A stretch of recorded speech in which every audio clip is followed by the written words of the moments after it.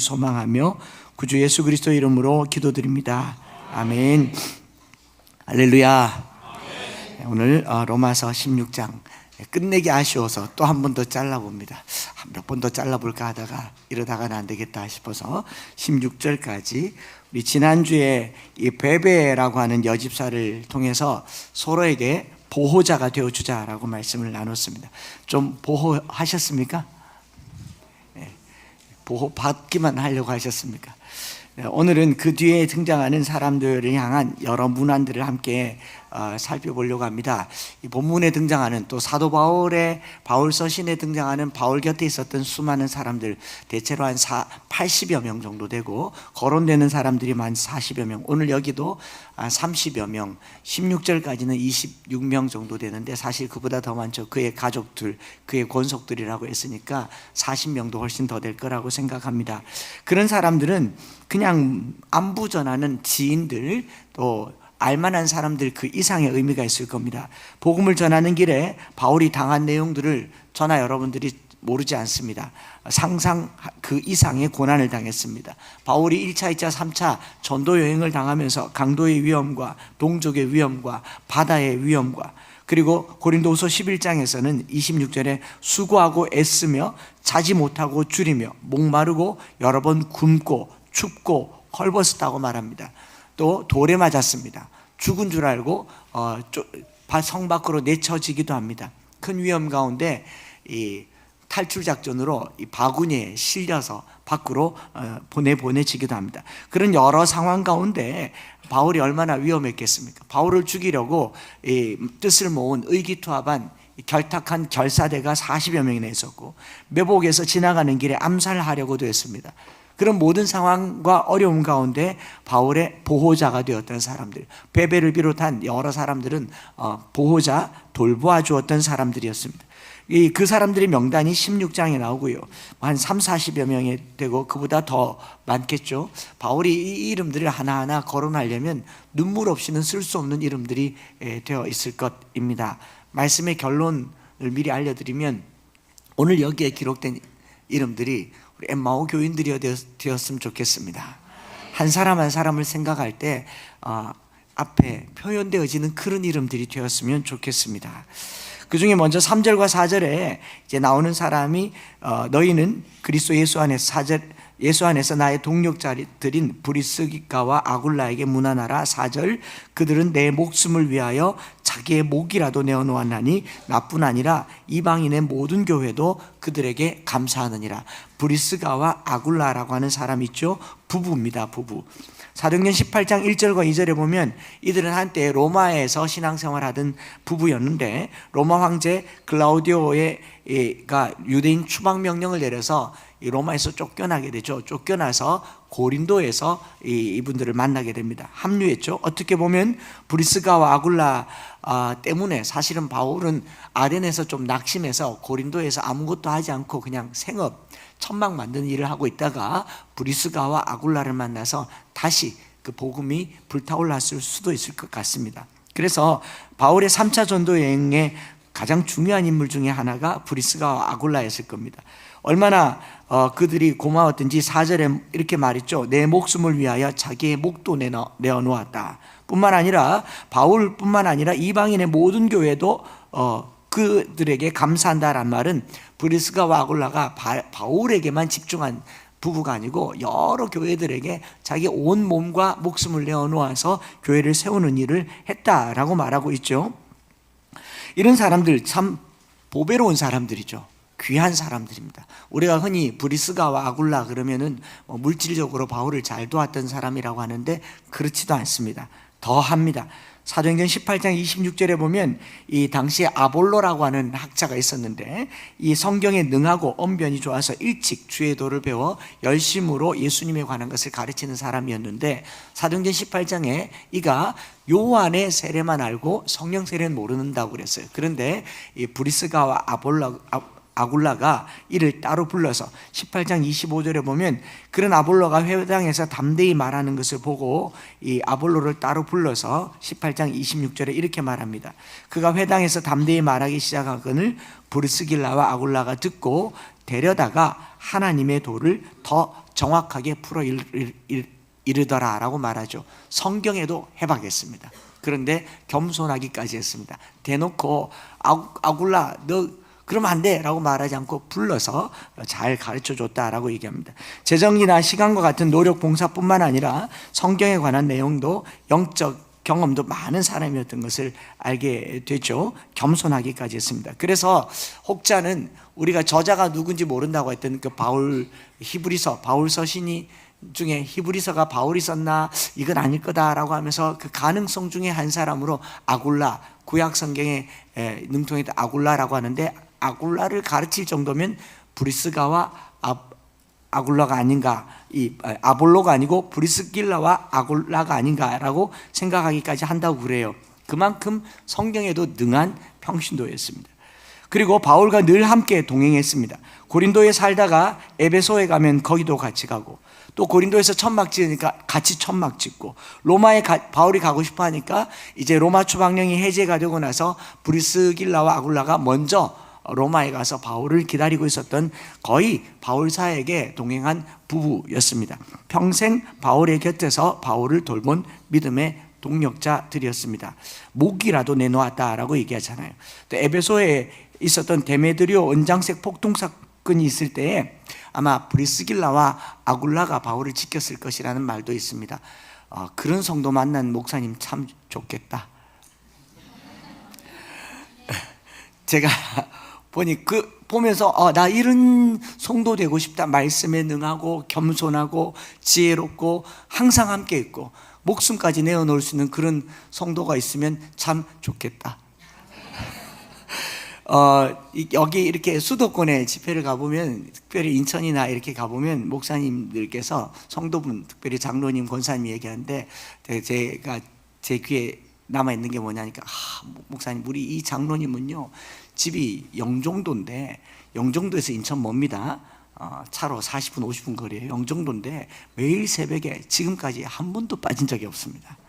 그런가 하면 강동에 있는 교회인데 이제 장로님 한 분이 집을 강서 김포로 이사를 갔는데 여전히 새벽 기도를 한 번도 빠진 적이 없습니다. 그렇게 얘기하는 걸 딱 듣고 우리 교회에서 합천은 먼 거리가 아니구나. 매일 새벽 기도를 와도 괜찮은 거리겠다. 화원 그게 먼 거리겠나. 목숨이라도 아깝지 않은 성도들이 돼야겠다.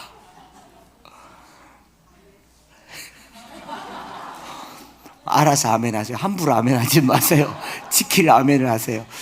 그런데 이제 수도권이라서 그렇겠지만, 이렇게 수도권 성도들의 신앙이 조금 더 탄탄할 수 있는 이유가 뭐냐면, 거리를 일단, 거리의 스케일이 크더라고요. 우리는 일단 버스 2덩거 다니면 안 옵니다. 차 안 돌리면 안 옵니다. 그런 경우에 어쩔 수 없는 건 알아요. 그러나 마음은 더 가까이 있어야겠다, 이런 생각을 해봤죠. 이렇게 브리스길라와 아굴라를 이야기하면서 한 부부를 이야기하면 이제 오늘 점심 못 먹습니다. 앞으로 여기 24명이 더 남았습니다. 다 말하겠다는 게 아니고요. 이렇게 브리스가와 아굴라를 필두로 해서 대부분의 문안 인사가 그 사람에 대한 짧은 설명이 되어 있는데, 그런 것들을 공통점을 살펴보면서요 기도 제목을 삼으려고 하는 겁니다. 이 사람은 어떻고 저 사람은 어떻고 계속 보고 있으면요 여러분 어떤 생각 드냐면, 우리가 지금 비교당하고 있구나. 그렇죠? 제가 여러분 금방 비교를 한번 해줬더니 도전되기보다 와 큰일 났다 이런 생각이 들잖아요. 합천 먼 거리 아니다 그러니까, 합천 그러면 누군지 알잖아요. 다 화원 그러면 누군지 알잖아요. 그렇게 비교 안 합니다. 자유롭게 하시는데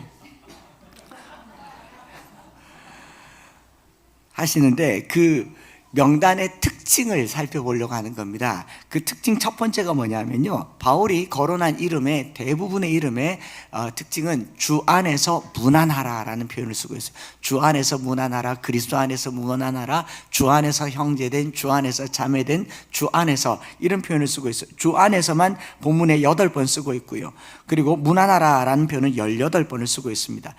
이걸 보면서요 바울이 편지를 썼었던 모든 인간관계는 주 안에 있었다라는 겁니다.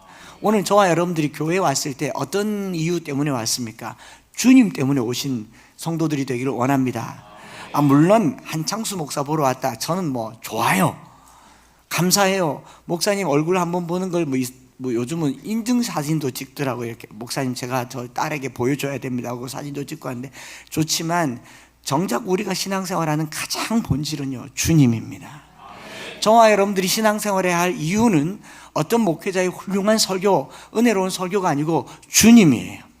반대로 말하면 목회자가 설교를 못하고 좀 시원찮고 여러분 마음이 안 차고 성이 안 차더라도 여기 와야 할 이유는 한 가지, 주님이에요.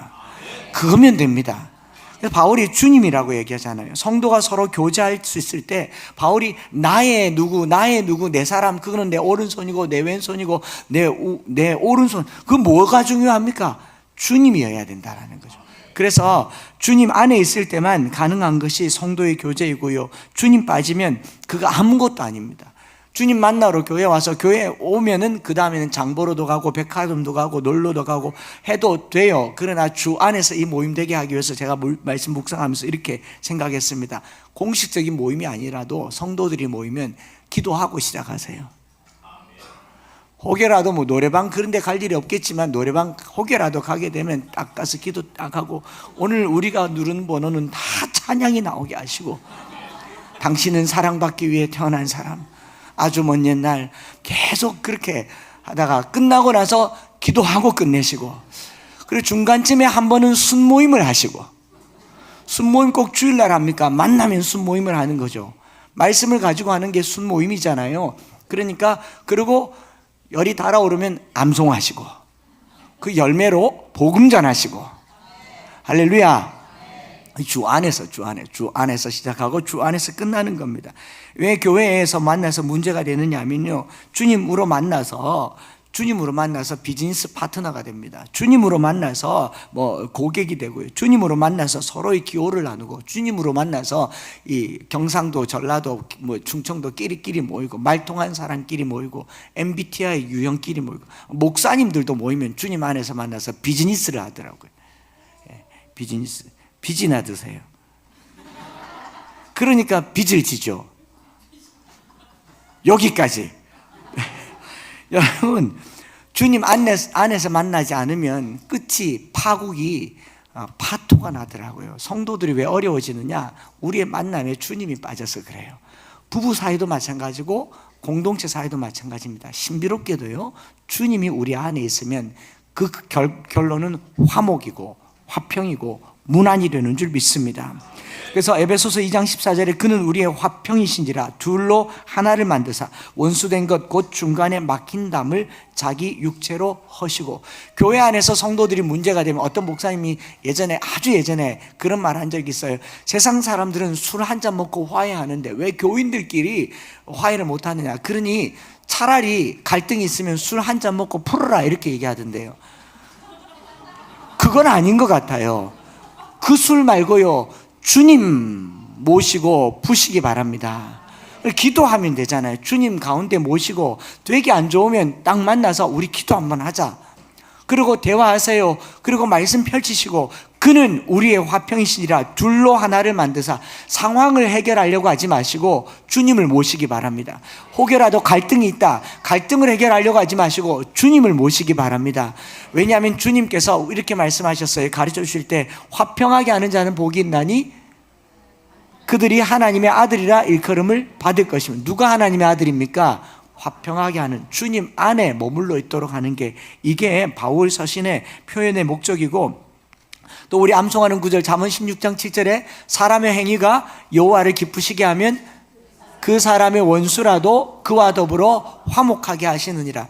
지난주에 저희 교회 다녀가는 한 분 목사님께서 자기 교회 청년들과 함께 성경 암송을 했는데 잠언 16장 1절부터 9절까지를 암송했는데, 암송하는 한 청년이 이 말씀에 너무 은혜를 받았대요. 회사에 갔는데 직장 상사 한 사람이 너무 자기를 어렵게 하고 괴롭게 하고 힘들게 해서 회사를 그만둘까 하는데 성경 본문을 이걸 암송을 한 거예요. 원수 같은 상사였거든요. 그래, 그 상사 만나기 전마다 이걸 계속 사람의 행위가 여호와를 기쁘시게 하면 원수라도 화목하게 하느니라, 이거를 일주일 내도록 암송하면서 대했대요. 그런데 기적 같은 일이 일어난 거죠. 그 상사가 자기에게 너무 잘해주는 거예요. 돌아와서 목사님 말씀이 살았습니다 그러더라고요. 우리가 말씀 암송하는 이유는 이런 거예요. 말씀이 현실이 되면 살아있는 거지 않습니까? 우리 삶 속에 원수됨을 푸는 것이 하나님입니다. 말씀이에요. 그래서 바울 서신에 아주 자주 등장하는 상용어가 주 안에서예요. 주 안에서 기뻐하라, 주 안에 서라, 주 안에 같은 마음을 품으라, 주 안에서 자랑하라, 주 안에서 하나 되라, 주 안에서. 그래서 164번 이상, 그 이상을 바울 서신에 주 안에서 썼단 말이죠. 그래서 저와 여러분들이 주 안에 거하시기를 바라고 주님 안에서 문안하는 한 주가 되기를 바랍니다. 그래, 이렇게 주 안에서 문안하는 인사, 문안이라는 표현은 예전에 한번 설명했으니까 원어적인 표현 넘어서요, 문안이라고 하는 표현의 특징이 감사와 환영인데, 바울이 이 사람들에게 감사하는 마음을 가지고 있지만 이 사람들을 이들에게 문안하라라는 말은 너희들은 환영하란 말이죠. 나는 감사하고 그들은 환영하는 이런 것들을 문안이라고 하는데, 본문에 18번 나오잖아요. 18번 나오는데 사랑의 관계성을 말하는데요. 여러분, 인사만 잘해도요, 인간관계 달라요. 정말 미운 사람인데 막 악착같이 매일같이 명절마다 인사하고 문안하는 사람들이 결국은 그 선거 때 표 받더라고요. 그 별로 마음에 안 드는데 꾸준하게 인사하니까 마음이 기울더라고요. 여러분, 내 마음에 좋은데 연락 안 하는 사람하고 마음에 안 좋은데 매일 연락하는 사람하고 나중에 투표하게 되면 누가 표 받겠어요? 저거는 연락도 한 번 안 한다 이래요. 저거는 꾸준히 연락한다, 내가 의미 있는가 보다, 이렇게 말하지 않았습니까? 명절 때 되면 계속 인사하잖아요. 인사하는데요, 매번 여러 가지로 인사하는데 하다가 안 해보세요, 버림받은 느낌 받습니다. 그렇지 않아요? 인사만 잘해도 인간관계가 달라지는데, 반대로 인사 몇 번만 못 본 척 해보세요. 오늘 나가는 길에 아무도 뭐 보면 이렇게 가보세요. 세상 오해는 다 받을 겁니다. 바빠서 못 볼 수도 있고, 이 사람 보느라고 못 볼 수도 있고, 뭐 눈이 안 좋아서, 또 요즘 또 안경 끼고 잘 보면 되는데 그 또 안경 안 끼고 안경 이렇게 보면서 못 알아봤다고, 이런 경우도 있잖아요. 인사만 무시해도요, 세상 오해 다 받는 게 이 세상이에요. 인사만 잘해도요, 문안만 잘해도 그 인생 무난합니다. 아니에요? 그렇잖아요. 그걸 오죽하면 철필곡 반필면 하겠어요. 그러니 오늘은 만나면 적어도 3명, 10명 이상은 눈 3초 이상 마주치고 안녕하세요 라고 얘기해주세요. 안녕하세요가 아니고, 여기 제가 그러거든요. 바쁘니까 안녕하세요 라고 이쪽 인사 끝나면 바로 이쪽 보고, 어떨 때는 악수는 하고 안녕하세요 이렇게 그러면 그 세상 오해를 다 받는 거예요. 여러분, 적어도 한 2초, 3초 정도는 바라보고 안녕하세요, 어떻게 지내셨어요? 많이 힘들진 않으셨어요? 그 유튜브 채널에 롬파리팔인가 주마중에 여진구 대표님이 마지막에 하는 그 한 문장, 오늘도 블레싱. 그런데 왜 그 복이 임하는 것 같을까요? 그 아이 컨택이 되게 중요하거든요. 여러분, 인사하는 거, 그런 걸 인사라고 하는 거예요. 한번 따라해 볼까요?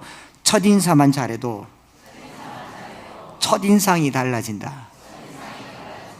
그렇지 않습니까? 여러분, 저희 첫인상이 어땠습니까? 인사 잘해서 그런 거예요. 인사만 잘해도 인상이 달라지지 않겠습니까? 이게 문안이란 말인데, 물론 안부 전하라는 말이겠지만 더 깊은 뜻이 있습니다. 그 말에는요, 그들의 노고를 알아주고 진심으로 존경하라라는 말입니다. 서로 위로하고 위로받고, 용서하고 용서받고, 이해하고 또 용납받고, 사랑하고 격려함으로 서로 알아주라라는 말이 문안하라라는 말이죠. 그런데 그 문안한 대상들을 살펴보면, 하나하나 다 살펴볼 시간이 안 되겠지만 살펴보면요, 주님께 헌신된 사람, 바울에게 충성된 사람들도 있는데, 대부분의 사람들 중에 노예 출신, 이방인 출신, 왕족, 귀족, 남자, 여자, 부부 다양하게 구성되어 있다는 것을 보면서요, 우리가 문안할 때는요, 정말 무난하게 하셔야 돼요. 마음에 드는 사람, 또 가까이 다가가고 싶은 사람 말고, 근데 첫인상이 딱 봐도 중거 없이 미운 사람이 있어요. 괜히 가까이, 자기가 아무것도 모르는데, 저 사람은 나하고 아니다. 대화를 해봤어요. 밥을 먹어봤어요. 뭐 서로의 성격을 대봤어요. 딱 보고 첫인상이 아니래요. 이게 무슨 스피릿이냐면 맞선 스피릿이라고 합니다. 맞선을 딱 보면 처음에 끌려야 그 사람이 된다고 해요. 첫인상이 아니면 아닌 거라. 언제 봤다고요? 우리 안에 이 맞선 정신이 있어요. 맞선 보듯이 보지 마시고 일단은 주님 안에 있으면 다 받으시기 바랍니다. 이게 무난하라라는 편견을 떼고 무난한데, 어느 정도로 무난하느냐? 로마서 16장 16절에 이렇게 되어 있습니다. 너희가 거룩하게 입맞춤으로 서로 무난하라. 그리스도의 모든 교회가 다 너희에게 무난하니라. 바울이 거룩한 입맞춤으로, 그 당시 만나면 이제 볼 맞춤, 사실 입맞춤이 아니고 볼 이렇게 맞추거나 허깅하는 게 당시의 인사 방법이고, 요즘은 이렇게도 함부로 하면 안 되죠. 악수도 함부로 하면 안 되고, 또 어떤 분들은 나는 뭐 여성도들은 손도 안 잡습니다. 저 많이 잡습니다.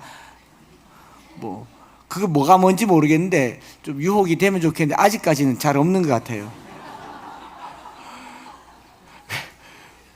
부탁합니다. 좀 노력해서 오세요.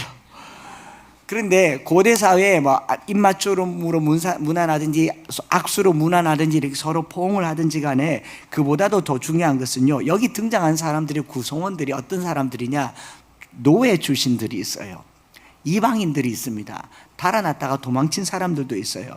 새 한 마리 값도 안 되는 노예들과 어찌 껴안고 눈물을 흘리고 입을 맞추고 인사를 하겠느냐, 이 말입니다. 만약에 우리 성도들 중에 하나가 아니라 앞으로도 정말 우리 성도들 중에 예수님 닮은 분들이 오실 수가 있어요. 머리가 길고 옷을 길게 늘어뜨리고 냄새나고 그냥 이빨도 하나 빠지고, 우리 주님이 여기 오시면 꼭 노숙인으로 오실 거라고 저는 그렇게 믿습니다. 아닐까요? 가장 낮은 곳으로 오셨잖아요. 그래서 여기 노숙인이 예배드리면 주님처럼 대하시기 바랍니다. 왠지 봤을 때 가난한 사람, 병든 사람이 여기 있다 싶으면 그분이 주님인 줄 여기시기 바랍니다. 유난히 더 다가가세요. 그게 무난하라, 거룩한 입맞춤으로 무난하라 란 말입니다. 거룩이라고 하는 것은 가장 거룩하신 분이 가장 천한 곳에 오셨을 때 그걸 거룩이라고 얘기하는 거예요. 그러니 오늘 주님 만나기를 원하는 자들마다 가장 혼자 있는 사람 곁에, 누구든지 밥 혼자 먹으면 그분 예수님일 거예요. 누구든지 외롭게 계신 분이 있다면 그분 예수님일 거예요. 누구든지 쩔뚝거리면서 너털너털하게 걷는 분이 있다면 그분 예수님일 거예요. 거룩한 입맞춤으로 무난하시기 바랍니다. 오늘 이것이 교회의 중요한 메시지가 된 줄 믿습니다. 성도들은요, 하나님의 거룩함을 위하여 구별된 존재로 불렀지만, 성도들은 본질적으로, 예수 만난 성도들은요, 사람 좋아하는 사람이 되어야 합니다. 아멘이죠. 예. 왜냐하면 예수님이 사람으로 오셨잖아요. 또 요한복음 3장 16절 오늘 찬양했지 않습니까? 하나님이 성도를 사랑하사 세상을 사랑하사 독생자를 주셨다고 합니다. 여러분 사람 좋아하십니까? 좋아하세요. 예전에 부목사로 있던 교회에 장로님께서, 저희가 이제 영국으로 막 파송받아 나가려고 할 때 장로님께서 제게 식사를 하자 하시면서 이렇게 말하더라고요. 목사님, 제가 3년 만에 목사님께 이 고백을 드립니다. 그래요. 네, 무슨 말씀입니까? 저는 지난 3년 동안 목사님이 저를 싫어한다고 생각했습니다. 예? 3년 전의 일을 어떻게 기억해요? 그분은 3년 동안 기억하고 계셨고, 저는 3년 전에 그 일을 기억도 못하고 있고, 제가 목사님께 인사를 했습니다. 지나가시더라고요. 그분은 3년간 기억하고 계셨어요. 저는 지나간 줄도 몰랐습니다. 그 다음 주에 혹시나 해서 제가 다가가서 인사를 했는데 목사님께서 청년들에게 가시더라고요.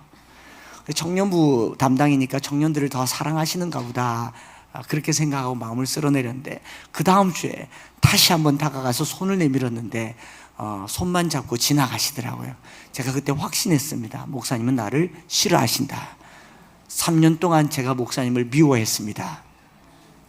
여러분, 3년간 미움받는 비결을 제가 오늘 알려드린 거예요.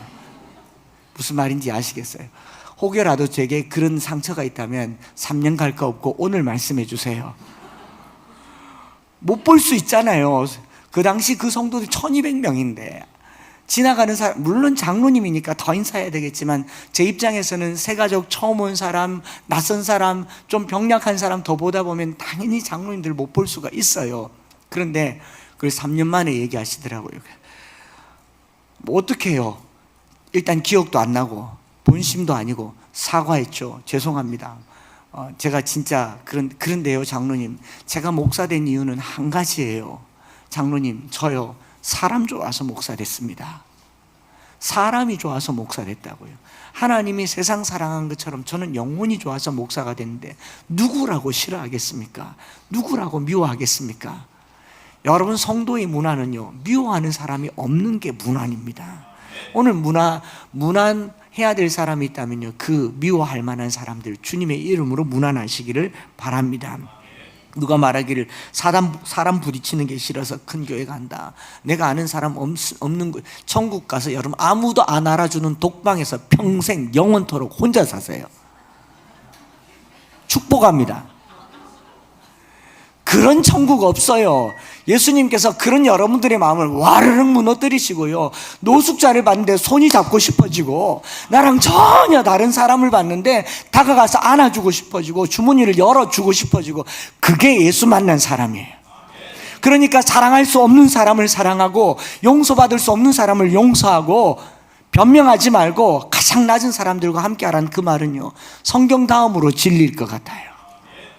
그 말씀을 따라 살아가시는 저와 여러분들 되시기를 바랍니다.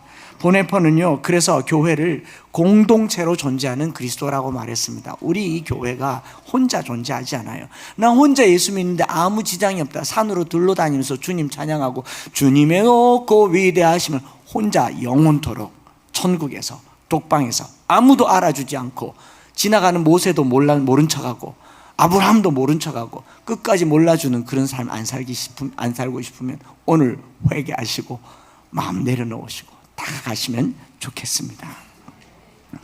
그게 바울의 안부 편지라고 하는 거죠. 사랑하면요, 사명도 감당할 수 있게 되는 줄 믿습니다. 두 번째로 주 안에서 문안하라라는 표현이 반복되는가 하면, 두 번째로 특징이 뭐냐면 별칭이 되는 사람, 별칭이 붙는 사람이 되었으면 좋겠어요. 별칭이 붙는 사람, 별난 사람 말고요, 별칭이 붙는 사람, 별난 사람 말고. 각 사람의 이름 앞에 자세히 보면 아주 짧지만 그 인생을 담은, 그의 삶을 담은 짧은 형용사, 별칭이 붙어 있더라고요. 바울이 붙인 별칭을 자세히는 아니겠지만 짧게 한번 살펴보면 2절에 베베를 나의 보호자라고 얘기합니다. 그리고 3절에 브리스가와 아굴라를 나의 동력자라고 얘기해요. 에베네도를 아시아에서 처음 맺은 열매라고, 첫 신앙이라고 얘기합니다. 또 마리아를 많이 수고한 자, 또 나의 친척, 나와 함께 갇혔던 자를 안드로니고와 유니아라고 얘기하고요. 그들은 나보다 먼저 그리스도인 된 자라고 얘기하죠. 7절에.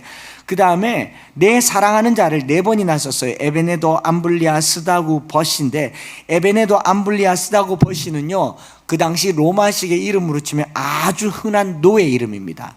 그러니까 마당새, 돌새, 석새 이런 이름이에요. 그냥 천한 이름인데 여기 이름이 기록됐다는 거죠. 주 안에서 인정함을 받은 자 아벨레. 10절에 아리스토블로의 권속이란 말은 왕의 권세 아래에 있는 사람, 왕의 귀족의 노예들이겠죠. 아리스토블로의 권속들. 그리고 헤로디온, 내 친척 아니에요. 헤롯 집안에 있는 그 노예였을 거예요. 헤로디온이라고 했으니까. 바울에게 헤로디온이라고 하는 친척은 없는데 내 친척이라고까지 친밀하게 대해줍니다. 노예를 그렇게 말하고 있죠. 그 다음에 11절에 보면요, 나기수의 가족 중에 주 안에 있는 자들에게 문안하라고 하는데, 나기수도 로마식의 표현인데 클라우디우스 나르키수스라고 해서 아마 이 클라우디우스 황제의 치하에서 있었던 해방 노예 중에 한 사람 이름이 나기수였을 것이다 라고 얘기를 합니다. 나시성을 가진 사람이 있더라고요. 또 주 안에서 많이 수고한 자 12절에 두르베나와 두르보시, 주 안에서 많이 수고한 사랑하는 버시, 또 역시 노예 출신이죠. 루포와 그 어머니는 뭐라고 합니까? 내 어머니라. 바울의 어머니는 아니죠. 내 어머니로 묘사되는 겁니다. 그리고 가이오는 뭐라고 얘기하냐면 온 교회를 돌봐주는, 다른 번역에는 식주라고 합니다. 식주를 순한국말로 밥줄이라고 얘기하죠. 밥을 계속 먹여주는 사람, 밥 퍼주는 사역을 하는 사람 가요라고 얘기를 하는 겁니다. 이런 별칭들 하나하나를 보면서요, 짧게 기록됐지만 바울에게는 많은 말할 거리가 있는 그런 이름들 아니었겠습니까? 보호자, 동력자, 친척, 동족, 사랑하는 자. 여러분 오늘 제가 여러분들을 부른다면 여러분들은 저에게 어떤 사람이 되었을까요? 생각을 해보고요.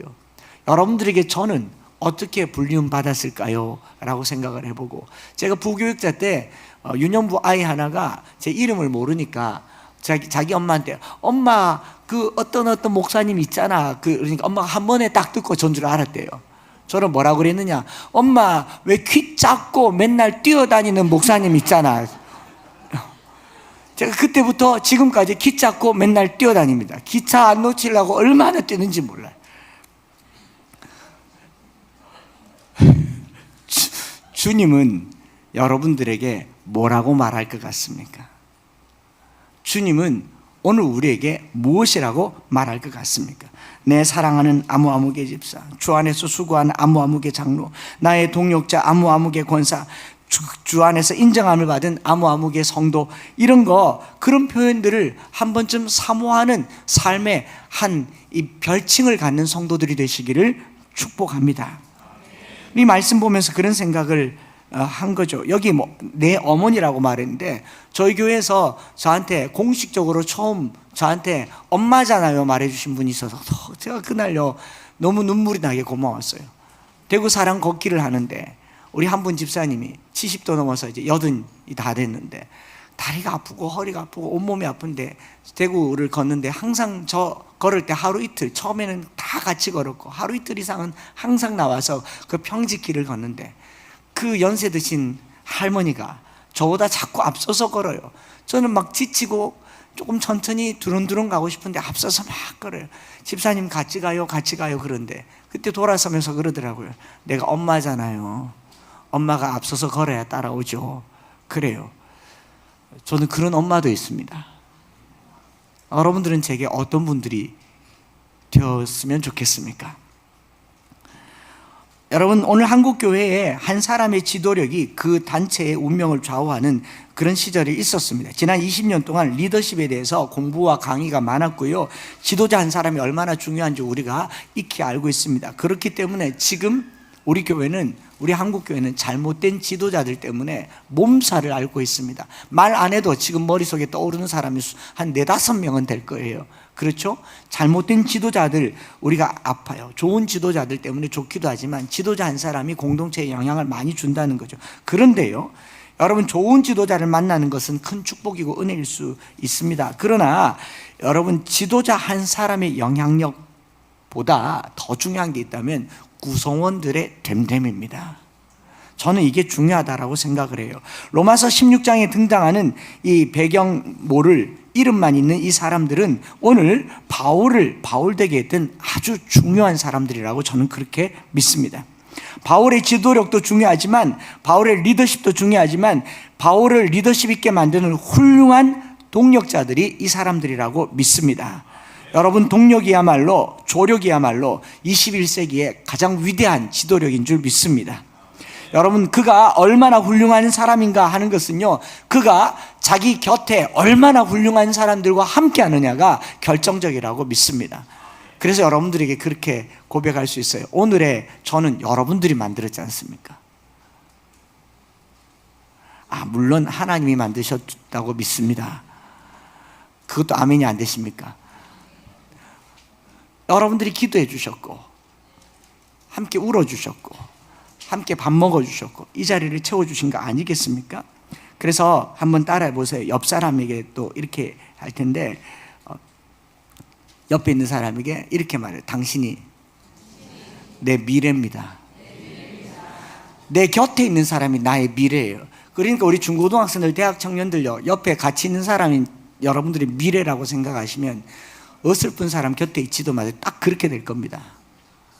되고 싶으면 되고 싶은 사람 곁에 있으세요. 하고 싶으면 하는 사람 곁에 있으세요. 그게 곁에 있는 사람이 내 미래라고 하는 거죠. 한 사람의 유능함보다 더 탁월한 능력이 그와 함께 있는 사람의 동력이라는 겁니다. 여러분, 우리가 어떤 목사님이 좋은가, 어떤 목사님이 어떤 사고를 쳤는가 묻지 말고요, 그 성도들은 훌륭한가도 물어봐야 됩니다. 지금 그 교회, 여러 교회들의 지금 수면으로 드러난 목사님들만 보지만 교인들은 뭐 괜찮습니까? 멀쩡합니까? 그런 지도력 아래 계속 지금까지도 그런 소리 들으면서 다녀놓고 왜 이제 왔어요? 진작에 떠났어야죠. 그럴 거면은 진작에 그 교회를 벗어났어야죠. 부목사들도 못 견디고 떠나는 교회를 왜 성도들이 다니고 있어요? 그 성도들 더 나빠요. 여러분, 좋은 성도가 좋은 목회자 만들어요. 그래서 엠마오 교회에 성도들 만나러 오는 교회 됐으면 좋겠어요. 제가 어제도 그 CBS에서 곁에 있는 목사님께 들었어요. 교회 화면에 비친 성도들 봤는데 너무 밝대요. 그 유튜브로 저희 교회 예배를 드렸으면 뭐 메시지가 좋다, 목사님 얼굴 좋대요가 아니고 그런 얘기 한마디도 안 했어요. 성도들이 너무 밝대요. 지금 이 화면 잡아야 되는데 요 표정이 있는 좋겠어요. 여러분, 좋은 목회자 만들어내는 목회자보다 더 위대한 평신도들이 되시기를 축복합니다. 왜 서성로 교회가 사람들에게 왜 한 번씩 방문해 보고 싶은 교회가 됐냐 했더니 그 권사님들이 한 말 때문이래. 한 목사는 우리가 키웠다. 사실 키운 건 아니고 그렇게 해서 이만큼밖에 못 큰 거예요. 키가 이게 뭡니까? 제가 그 밥 먹고 이렇게밖에 못 큰 거예요. 그런데도 불구하고 키웠다고 하잖아요. 여러분, 이제는 엠마오 교회가 한 목사를 키우시고 우리 황윤선 목사님을 키우시고 김수재 목사님을 키우시고 누가 여기 오든지 여기서 커서 나가는 훌륭한 교회 되시기를 축복합니다. 여기 있는 사람들요, 다 그렇게 되면 좋고 여러분 여기 16장의 명단이 되어주시기를 소망합니다. 유대인, 여성, 이방인, 귀족, 남녀 가릴 것 없는 많은 사람들요, 이런 많은 사람들이 주 안에서 하나가 된 겁니다. 왕족과 귀족이 하나가 돼 있어요. 그리고 남자와 여자가 서로 교제를 합니다. 그런 사람들이 되기를 바라고, 마지막 결론은요, 세 번째로 이렇게 되면 좋겠어요. 나도 되고 싶은 사람이 되자. 나도 되고 싶은 사람 중에 바울이 들어가고 스다구, 버시, 루포 이런 사람이 되었으면 좋겠습니다. 바울의 위대성은 평범한 사람을 발굴해서 복음에 함께 뛰어들게 만드는 능력이었던 것을 볼 수가 있습니다. 바울을 알고 바울을 가까이 하는 사람들은 다 바울과 함께 했습니다. 여기 있는 사람들이 브리스길라와 아굴라도 바울과 함께 했습니다. 바울을 한번 만나고 나면 저렇게 살고 싶어서 견딜 수 없게 되는 게 바울의 특징이란 말이죠. 여러분, 저더러 목사님 너무 바쁘게 살지 마세요, 조금 천천히 사세요, 그렇게 말하지 말고, 목사님 저도 열심히 살고 싶어요, 목사님 저도 부지런히 살고 싶어요, 내게 주어진 삶 아낌없이 살고 싶어요, 남김없이 살고 싶어요, 주님 앞에 가서 칭찬받는 삶 살고 싶어요. 설교하러 다니는 건 아니지만 내게 주어진 삶, 자고 일어나는 것 외에는 한순간도 아낌없이 살고 싶어요. 그게 여러분들이 저와 함께 있는 이유가 되기를 원합니다. 자꾸 하지 마라, 가지 마라, 쉬어라 그러면요, 다 죽습니다. 아닌가요? 함께 할 때 바울의 능력은요, 바울을 만나면 그 사람처럼 되고 싶은 거예요. 이 사람 만나면 이 사람처럼 되고 싶은 거예요. 기도하는 사람 곁에 가면 기도가 하고 싶은 겁니다. 제가 여러 사람들 만나보니까, 여러 교회들 가보니까, 기도하는 교회를 가보니까 나는 그 교회 가고 싶더라고요. 복음 전하는 교회 가보니까 이 교회 다니고 싶더라고요. 그 지난 금요일 날도 여기 다녀가신 한 분, 미국에서 디트로이트에서 토론토까지 가서 예배를 드린대요. 왜요? 가고 싶대요. 그 열정을 배우고 싶대요. 거리는 문제가 아닙니다. 디트로이트에서 뉴저지까지 가서 예배를 드린대요. 여러분, 화원이 멀다고요? 내일 보겠습니다. 어디까지 했지?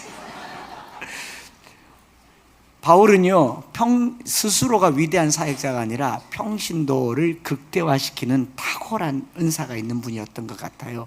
제가 기도했어요. 하나님, 나와 함께 있는 성도들이, 바울이 그래서 이렇게 말하잖아요. 내가 주를 본받는 자가 된 것처럼 너희는 나를 본받는 자가 되라.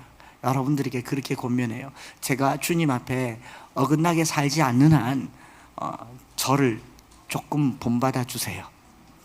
중고등학생들, 청년들, 청소년들, 여러분 틈나면 놀고, 틈나면 뭐하고, 시간 나서 돈 벌어서 어디 가고 그런 생각하지 마시고 조금만 저를 본받는 자가 되어주시기를 바랍니다. 주님을 위하는 일이라면 저를 본받는 자가, 제가 용기 내서 하는 말이에요. 용기를 내서 하는 말이에요. 저를 본받는 자가 되시고 우리도 바울을 본받는 자가 되시고 저와 여러분들이 이 가르침을 따라서요 마지막 때에 주님께 별칭이 되는 사람 되기를 바랍니다. 주님께 기억에 남는 사람 되기를 바랍니다. 주 안에서 기억이 남고 주님이 여러분들을 말할 때 그 키 작고 쫓아다니는 목사 발발발발 거리더니 결국 왔구나 그랬으면 좋겠어요. 뭐가 되었든지 간에 그 기도할 때 뭐 억울한 일이 많아서 땅을 치고 통곡하며 피아노 다리를 붙들고 기도하는 거 내가 봤어. 무화과 나무 아래 있을 때 내가 봤어. 이 새벽에 기도할 때 내가 봤어. 주님이 봤다라고 말하는 목요일날 저기 노방전도 할 때 매천역 앞에서 너 봤어. 목요일에 성도 새벽에 기도하는 성도, 복음 전하는 성도, 노숙자 그냥 안 지나가는 성도 내가 봤어. 그렇게 살아가십시다.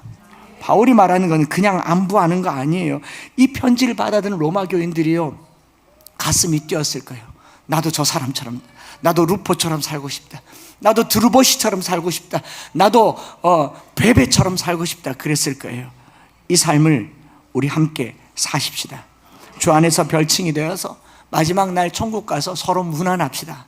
잘 왔다, 잘 왔다. 그리고 서로에게 이 불타는 신앙으로 이제 계약을 했으니까 새봄에 꽃이 피듯이 믿음의 꽃을 피워가는 저와 여러분들 되시기를 축복합니다. 이 찬양 드릴 텐데요 주님께서 똑같이 물으세요. 누가 나를 위하여 가면 내가 누구를 보낼까? 여러분 위대한 사람, 탁월한 사람 보내는 거 아니고요 사모하는 사람 보낼 겁니다. 주님 나를 택하사 잃어버린 자에게 아버지의 사랑을 나누게 하시네. 어둠을 밝히며 차가운 마음 녹이는 진리의 빛 전하게 하소서. 바울이 이 편지를 썼을 때 단순히 안부 인사하는 걸로 끝나지 않고요 너희도 가라. 로마에서 서바나로 땅끝까지 가라는 복음의 메시지라고 저는 믿습니다. 이 찬양 못 들어보셨을 텐데 처음에 천천히 한번 찬양하면서요 가사를 묵상하시고 오늘 바울의 콜링을 받아보십시다. 너희도 가서 이와 같이 하라.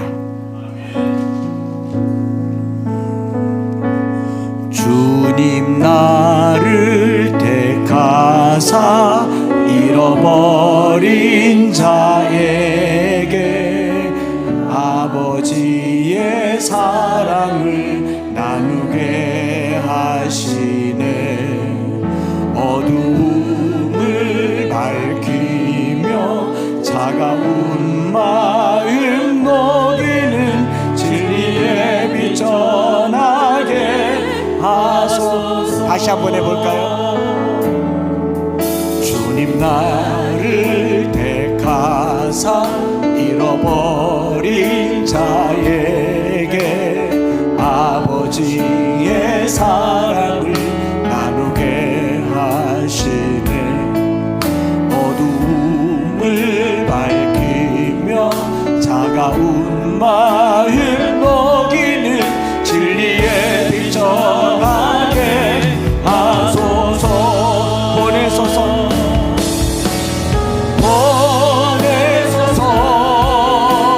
시련이 찾아올 때도 주님의 눈물 기억하게 하소서.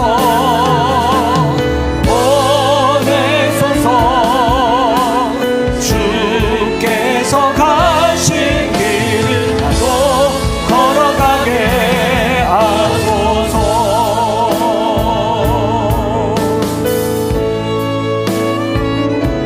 오늘 우리가 한 통의 편지는요 소식 전하는 거 아니에요. 우리 주님처럼 한번 살아보자고 바울이 강력하게 권하는 메시지일 겁니다. 오늘 이 시간에 성령으로 임하사 소망 없는 자에게 생명의 말씀을 전하는 복음의 증거자가 되는 것, 이것이 바로 문안 인사입니다. 우리 다시 한번 2절 가지고 같이 찬양 드리시겠습니다.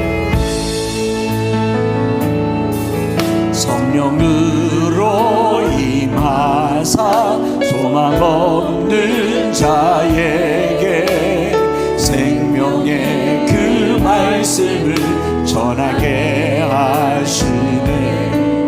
목자 없는 양같이 방황하는 저들에게 주의 사랑 전하게 하소서. 보내소서 보내소서. 시련이 찾아올 때도 주님의 눈물 기억하게 하소서.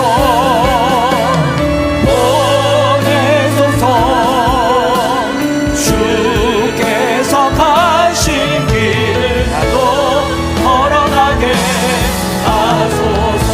여러분 다시 한번 이 찬양 부를 거고요. 다음 주에도 부를 거고 그 다음 주에도 부를 텐데요. 사실은 한 2003년도에 저희가 영국에 파송받을 때, 중국 선교사로 파송받을 때에 한 150여 명의 청년들과 온 성도들이 저희를 축복하며 불러줬던 찬송이 이 찬송이고, 그 이후로 한 3번도 안 불렀을 거예요. 제가 비장의 찬양으로 이걸 가지고 왔어요. 왜요? 앞으로 우리 교회가 여기서 기도하고 복음을 전하는 교회가 되길 원합니다. 로마서 16장에 복음을 내가 받았으면 여러분 가만히 있지 마세요. 예배당이 샀다고요? 아니에요. 이거 이 교회 채우는 게 전도하는 게 아니에요. 예수를 모르는 사람들이 많다는 겁니다. 복음을 들어보지 못한 사람들이 대구에 90%가 있어요. 200만 명이 예수를 몰라요. 여러분, 그 일에 바울이 문안을 하는 겁니다. 여러분들이 가진 자가 되었든 못 가진 자가 되었든 부자가 되었든 가난한 자가 되었든 노예가 되었든 간에 우리 함께 복음 전하는 자로 이 부르심에 쓰임 받기를 원합니다. 주님, 나를 택하사 잃어버린 자에게 전하게 하소서. 여러분, 목요일 이제 2번 전했는데요, 여러분 더 해야 됩니다. 더 하고도 부족함이 없어야 됩니다. 다시 한번 이 찬양 드릴 때요, 마음 다해서 파송받는 마음으로 찬양하시겠습니다. 주님, 나를 택하사 잃어버린 자에게 아버지의 사랑을 나누게 하시네. 어두움을 밝히며 차가운 마음 녹이는 진리의 빛 전하게 하소서. 나에게 성령으로 임하사 성령으로 소망 없는 자에게 생명의 그 말씀을 전하게 하시네. 목자 없는 양같이 방황하는 저들에게 주의 사랑 전하게 하소서. 하나님, 나를 보내주소서. 보내소서. 시련이 찾아올 때로 주님의 눈물 가게 하소서.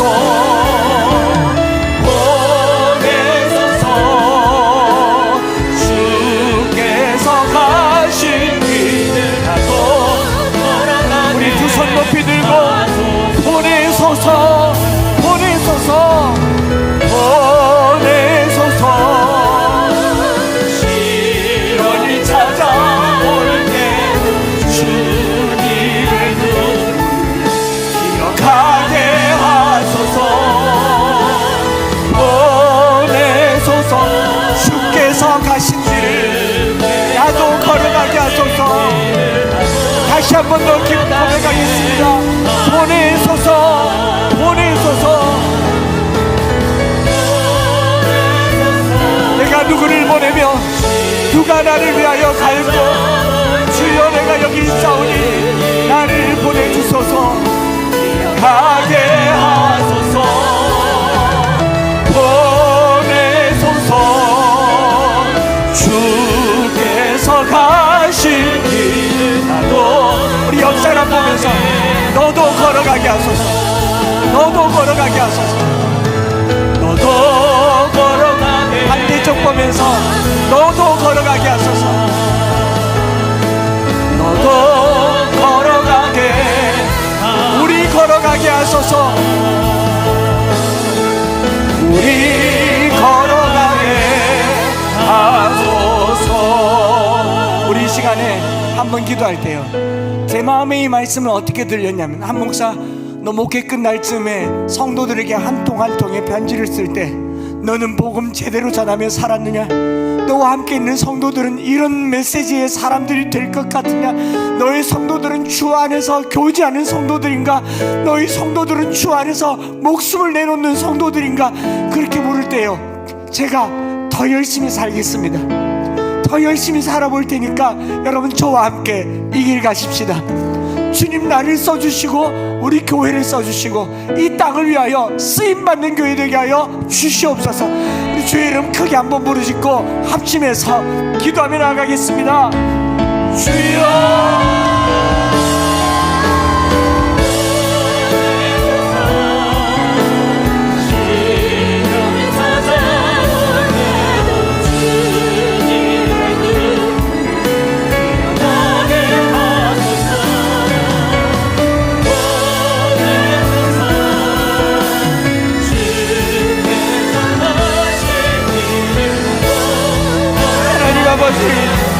성도에게 문안이 되게 하여 주시고, 주 안에 있는 성도들이 서로를 문안할 때 우리의 삶이 감사가 되게 하시고 감격이 되게 하여 주시고, 주를 위하여 사는 영광을 허락하여 주시고 주님의 기쁨이 되게 하여 주시고, 우리가 만나야 될 사람들이 바로 주님 아니겠습니까?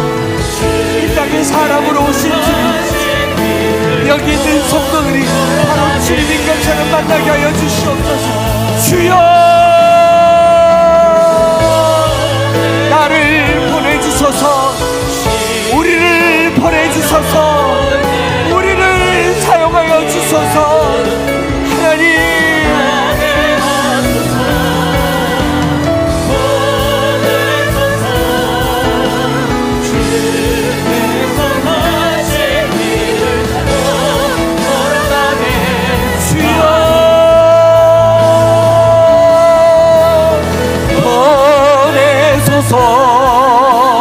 시련이 찾아올 때도 주님의 눈물 하게 하소서.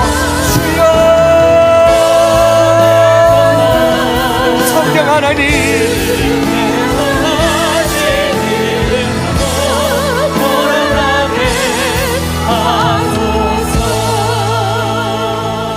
하나님 아버지, 우리도 인생이 끝날 그 어느 간 자녀들에게 한 통의 편지를 쓸 것이고, 누군가에게 소식을 전할 때 나와 함께 있는 사람들이 주 안에 있었는가, 주 안에서 목숨을 내어놓을 수 있었는가, 주 안에서 나의 친척이고 주 안에서 나의 어머니며 주 안에서 나의 가족이 되었는가, 우리의 삶을 생각해보고 사도 바울이 걸어갔던 것처럼, 바울이 주님 따른 것처럼 우리도 바울 따르고 주님 따르는 삶의 결단이 있게 하여 주시옵소서.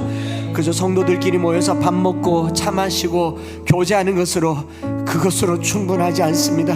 우리에게 주어진 시간이 너무나도 짧고 너무나도 부족한 마지막 시대를 살고 있습니다. 하나님, 온 힘을 다하여 주를 섬겨도 시간이 부족합니다. 온 힘을 다하여 주를 위해 살아도 삶이 부족합니다. 하나님, 이 부르심에 서로 본받는 자들이 되게 하여 주시옵소서. 하나님, 우리의 삶에 놓인 것들 허튼 데 쓰지 않게 하여 주시고, 온전히 주를 위해 살아가는 우리 모든 성도들 되게 하여 주시옵소서. 하나님, 이곳으로 부르셨을 때 복음을 전하라고 부르셨고 기도하라고 부르셨사오니 멈추지 않게 하여 주시옵소서. 주저앉지 않게 하여 주시옵소서. 십자가를 따라 어린 양을 따라 기도하며 이제 내일도 나아가겠습니다. 주님 함께하여 주시옵소서. 사랑하는 성도들의 삶에 건강이 회복되어야 할 이유가 있다면 복음을 전하기 위해서입니다. 질병이 나아야 할 이유가 있다면 복음을 전하기 위해서입니다. 우리의 물질의 문제가 해결되어야 할 이유가 있다면 복음을 전하기 위해서입니다. 하나님, 복음으로 똘똘 뭉쳐진 그리스도의 공동체가 되게 하여 주시옵소서. 오늘 처음 신앙을 가진 자나 여기서 예수님을 이제 믿은 초보자라 할지라도 내 안에 있는 이 예수가 나를 뜨겁게 하여 주시고 충만하게 하여 주셔서 이 예수를 넘쳐 흘러 증거하는 모든 성도들이 되게 하여 주시옵소서. 내일부터 주님을 따라가고자 첫걸음을 내딛는 모든 성도들의 기도와 저들의 결단 위에 성령님 이 밤부터 역사하여 주시고 사모하여서 죽게 달려와 밤을 지새는 모든 성도들이 되게 하여 주시옵소서. 구주 예수 그리스도의 크신 은혜와 아버지 하나님의 변함없으신 사랑하심과 성령 하나님 위로교통 충만 역사하심이 주님 우리를 보내주셔서 성도에게 주 안에서 무난하게 하시고 하나님 우리의 이름 앞에 주님 불러주시는 그 별명 하나 있으면 좋겠습니다. 한마디만 해주시면 좋겠습니다. 나도 그렇게 살고 싶습니다. 결단하는 사랑하는 모든 성도들 머리 위에 이제로부터 영원토록 함께 있을지어다. 사랑하는 감사합니다.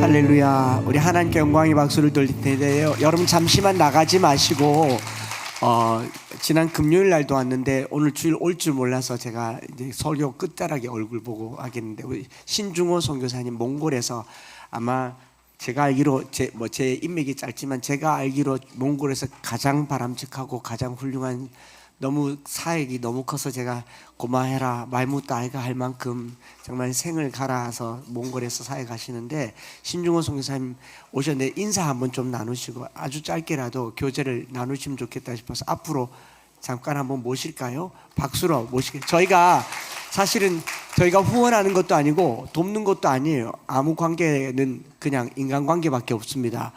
그런데 목사님 오늘 또 와주셨는데 한번 박수로 모시겠습니다.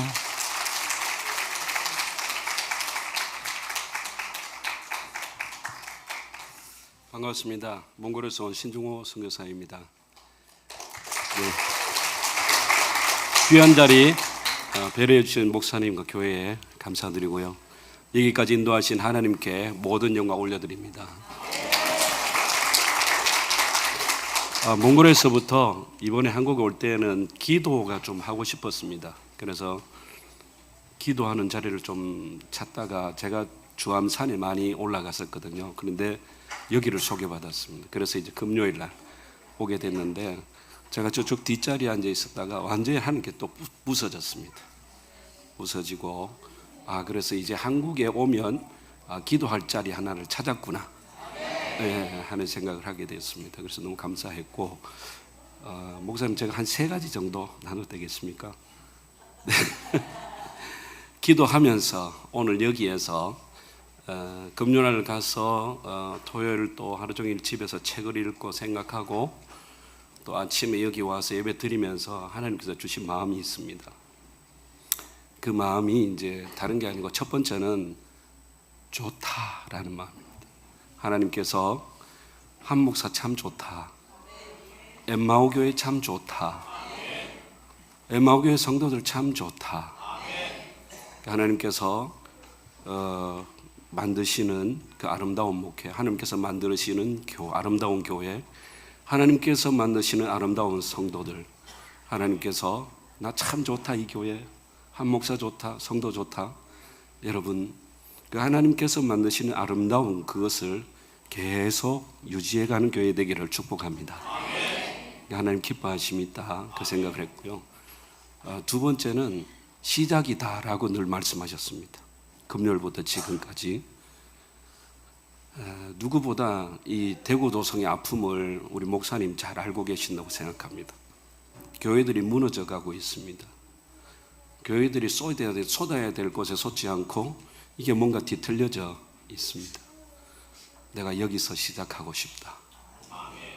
그 기도할 때에 하나님께서 이 강단으로부터 생수가 흘러나가서 동쪽, 서쪽, 남쪽, 북쪽으로 생명이 살아나는 그 은혜를 보여주셨습니다.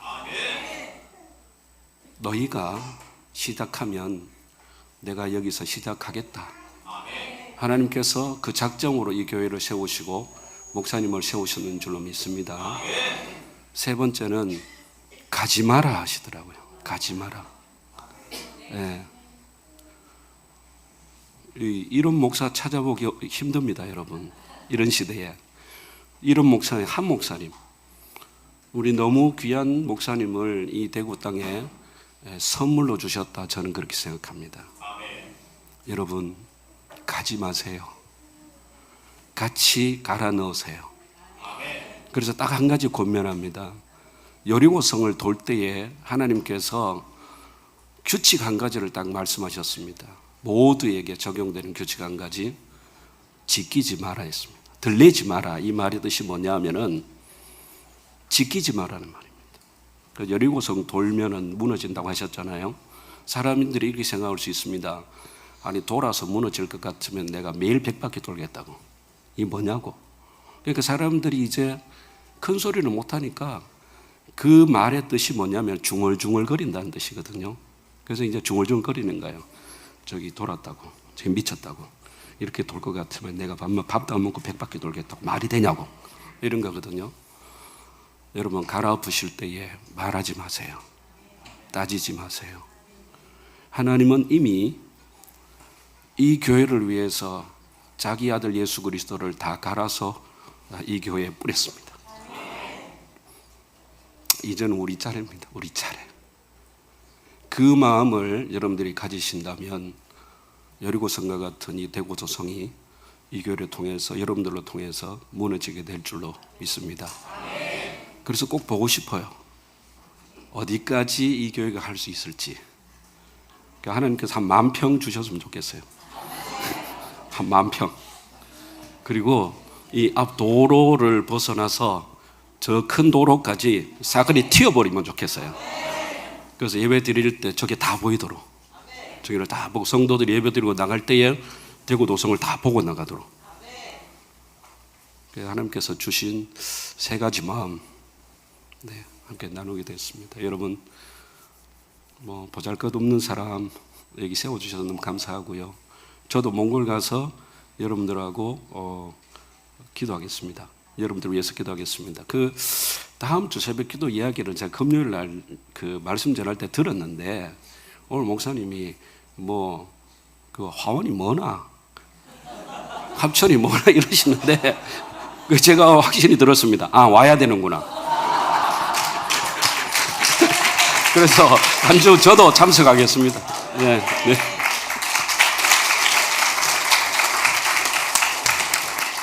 예배를 마쳤습니다. 점심 맛있게 드시고 무난하십시다. 무난하게.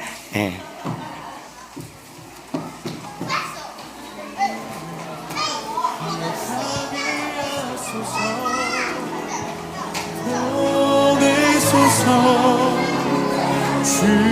주께서 가신 길을 나도 걸어가게 하소서.